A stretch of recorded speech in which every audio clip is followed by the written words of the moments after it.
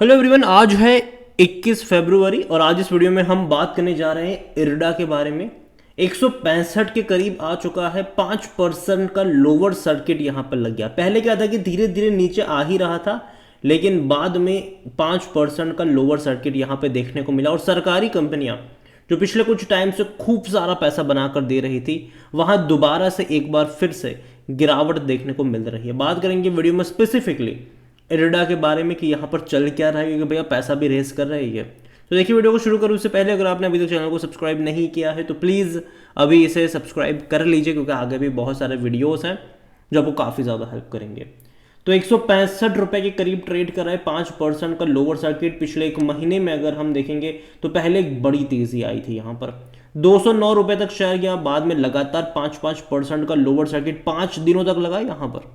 बाद में 2 दिन इसने तेजी दिखाई, 2 दिन ये स्टेबल रहा और उसके बाद के 2 दिन ये लगातार गिरावट दिखा रहा है। और आज बहुत बड़ी गिरावट कह सकते हैं कि पिछले 5 दिनों बाद यहाँ पर देखने को मिल रही है। और देखिए, इरडा अभी हाल फिलहाल में ही इसकी लिस्टिंग हुई थी। 32 रुपए का इसका आईपीओ प्राइस था। 50 रुपए पर यह लिस्ट हुआ था। खुलते ही 60 रुपए पर यह क्लोज हुआ था उस दिन, और उसके अगले दिन 65 पे गया था। फिर कुछ दिन वो रहा, 3-4 दिन वो रहा इसी रेंज के आसपास। फिर पैसा डबल कर दिया, 120 पे गया। वापस ऐसे गिरावट भी आई, 20% से भी ज़्यादा की गिरावट देखने को मिल गई। फिर कुछ टाइम उसने बिताया, फिर वापस पैसा इसने डबल कर दिया। अब वापस 20% जितना करेक्शन ये दिखा चुका है, तो बात करना बनता भी है। और बड़ी अपडेट यहाँ पर निकल कर आई है, वो है इनके बॉन्ड के जरिए। यहाँ पर बैंक ऑफ बड़ौदा, आरईसी और इरडा ने तकरीबन 9,500 करोड़ रुपए के जो बॉन्ड है वो फ्लोट यहाँ पर करे हुए हैं।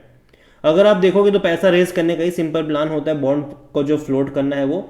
यहाँ पर बैंक ऑफ बड़ौदा जो है वो तकरीबन 2,500 करोड़ रुपए रेज करने वाले हैं। इरडा का जो प्लान है वो तकरीबन 1,500 करोड़ रुपए रेज करने का प्लान है, including 1,000 crore rupees in green shoes. तो यहाँ पर अगर आप देखोगे तो इरडा का प्लान है भैया 1,500 करोड़ रुपए के आसपास का पैसा यहाँ पर रेज करने का, जो कि ठीक ठाक है और हर कंपनी करती है ये, ठीक है। और यहां पर अगर आप देखोगे तो green shoes option is provisioning in underwriting agreement that grant the underwriting the right to the sale investor more bonds than initially planned by the issuer if the demand for the proves higher. मतलब कि simple सी बात है, ये 1,500 करोड़ का है, जिनमें से 1,000 करोड़ रुपए ग्रीन शूज के हैं। मतलब कि अगर और ज्यादा लोगों का इंटरेस्ट अगर आता है तो ये और ज़्यादा 1,000 करोड़ तक के भी बेच सकते हैं। और यहाँ पर अगर आप देखोगे तो 10 साल का ये मैच्योरिटी बॉन्ड है, ये 10 साल के आसपास का ये होने वाला है, जो कि अच्छी बात है। वॉल्यूम्स अगर आज इरडा में देखोगे तो बड़ी क्वांटिटी में देखने को मिले। 3 करोड़ से भी ज़्यादा के शेयर्स आज यहाँ पर ट्रेड होते नजर आए, 3 करोड़ से भी ज़्यादा। इतना ही नहीं, अगर बात करें इसके बारे में तो यहाँ पर अभी हाल फिलहाल में आरबीआई की तरफ से अप्रूवल भी मिला था इरडा को कि वो गिफ्ट सिटी में अपनी जो सब्सिडी है उसको वहाँ पर सेट कर पाए, जो कि अच्छी बात है। यहाँ पर according to Moneycontrol user 76% लोग कह रहे खरीदारी करो, 22% लोग कह रहे बेचो और भाग जाओ, 2% लोग कह रहे यहाँ पर होल्ड करो। इरडा के डिविडेंड के बारे में देखें तो अभी तक कोई हिस्ट्री अवेलेबल नहीं, क्योंकि अभी हाल फिलहाल में ही इसकी लिस्टिंग हुई है, तो जाहिर से बात है डिविडेंड पे नहीं करेंगे। लेकिन इस साल ये आपको डिविडेंड जो है वो जरूर पे करते नजर आ सकते हैं। रीज़न सिंपल है, कंपनी प्रॉफिटेबल है और जो प्रॉफिटेबल सरकारी कंपनी होती है वो अच्छा खासा डिविडेंड पे भी करती है। इरडा की वेबसाइट पे अगर आप चलोगे तो कंपनी का काम है लोन देने का, और ज़्यादातर कंपनी अगर आप देखोगे इसका जो लोन डिसबर्समेंट है वो विंड और सोलार में ज़्यादा है। 30% जितना इसका जो लोन पोर्टफोलियो है वो सोलार में है, और विंड में तकरीबन 22 से 23% का लोन पोर्टफोलियो है। स्मॉल हाइड्रो भी तकरीबन 13% के आसपास का, जो कि अच्छी बात है यहाँ पर। और देखा जाए तो इरडा डेफिनेटली ये वो कंपनी है जो रिन्यूएबल एनर्जी में काम करने वाली कंपनियों को लोन देने का काम करती है। और ऐसा नहीं है कि इनकी कोई मोनोपोली है वहां पर, जी नहीं। आरईसी भी ये काम कर रही है अब तो, और भी कई सारी कंपनीज आपको यहाँ पर देखने को मिलेगी इस स्पेस में, जो कि रिन्यूएबल एनर्जी वालों को लोन देने का काम करेगी। और देखा जाए तो यहाँ पर ऐसा भी नहीं है कि ये सिक्योर्ड लोन होते हैं, एनपीए का खतरा यहाँ पर भी रहता है, तो उसके बारे में ध्यान रखिएगा। इतना ही नहीं, इरडा की अगर हम वैल्यूएशन की बात करें तो भाई साहब सस्ता तो नहीं है। 209 से गिरकर 165 पर आया, लेकिन फिर भी ये महंगा है, डबल है सेक्टर पी से। 40 का पी रेशो है, 20 का इसका सेक्टर पी है, तो आप इसको सस्ता तो नहीं कह सकते। और यही वजह है कि कोई भी एनालिस्ट खरीदारी की बात नहीं कर रहा है, जहां इसका 40 का पी है। जो इसके कंपिटिटर्स है पीएफसी और आरईसी, आरईसी का 11 का पी है, पीएफसी का तकरीबन 9 का पी है। तो भाई साहब ये महंगा तो है। इवन आईआरएफसी जिसके लोन सिक्योर्ड होते हैं, जहां पर एनपीए का खतरा ना के बराबर होता है, उसका पी रेशियो 32 का है। तो देखा जाए तो ये भाई साहब महंगा है और ये एक्सपेक्टेड था यहाँ पर। और अभी जिस तरीके से गिरावट देखने को मिल रही, जिस तरीके से यहाँ पर एक डिसाइसिव तेजी नहीं बन पा रही है, तो मैं इतना ही कहूँगा कि करेक्शन का वेट यहाँ पर तो करना चाहिए। फाइनेंशियल्स अगर आप देखोगे इस कंपनी के, तो लास्ट क्वार्टर में अच्छे रहे थे। 1255 करोड़ के आसपास के रेवेन्यू रहे और 335 करोड़ के आसपास का इनका प्रॉफिट्स रहा। तो प्रॉफिट काफ़ी अच्छा है, जो कि बेहद अच्छी बात है। ये इससे पहले के क्वार्टर में 285 करोड़ का प्रॉफिट था, इससे पहले 295 करोड़ के आसपास का प्रॉफिट था, इससे पहले 250 करोड़ के आसपास का प्रॉफिट था। मतलब प्रॉफिट बढ़ रहा है।